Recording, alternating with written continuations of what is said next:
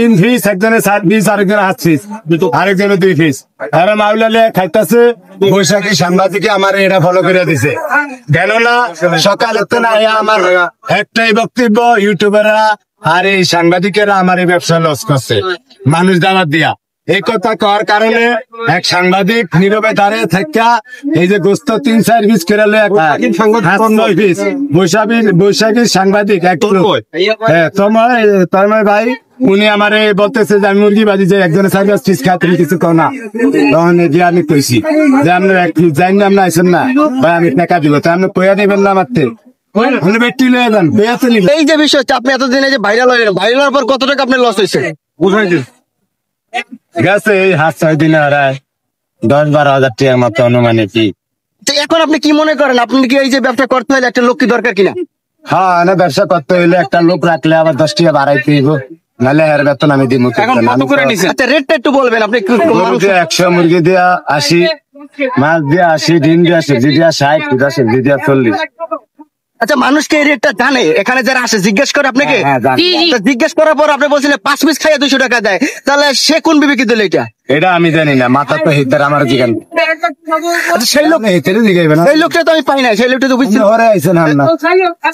দর্শক আসলে দেখতেই পাচ্ছেন কি একটা অবস্থা এখানে। এই যে বাচ্চাটা দেখতে পাচ্ছেন, এই ভাই আসলে মাংস কিন্তু এখনো আছে, এই যে দেখতে পাচ্ছেন মাংস, এই যে লাউ শেষ অলরেডি। তিনি কিন্তু এখন ভাত বিক্রি করা বন্ধ করে দিয়েছে, কারণ এখানে ভাত বিক্রি খেয়ে অনেকে আসলে টাকা কম দিয়ে চলে যায় মাংসর পরিবর্তে। মানে যেখানে খাবে 1 পিস মাংস, সেখানে তিনি কিন্তু 2 পিস, 3 পিস, 5 পিস মাংস খেয়েও চলে যায়।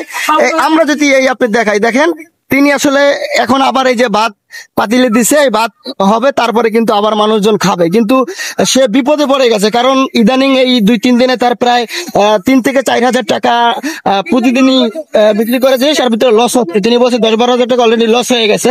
এই যে দেখতে পাচ্ছেন চাউল, এই আসলে ডিম। আসলে মানুষ কি, এই মানুষগুলা যে আসলে খেয়ে দেয় টাকা কম দিয়ে চলে যায়, আসলে বলার কিছু নাই। এই ভাই আসলে খুবই বিপদে।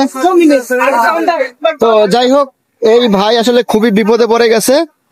অনেকেই আছে এখানে গাড়ি নিয়ে দেখতে আসে, অনেকে আসে খেয়ে কম দেয়। এটা হচ্ছে যে আপনার কি যে অবস্থা আমি দেখছি, গতকাল শেষে কান্না করছে।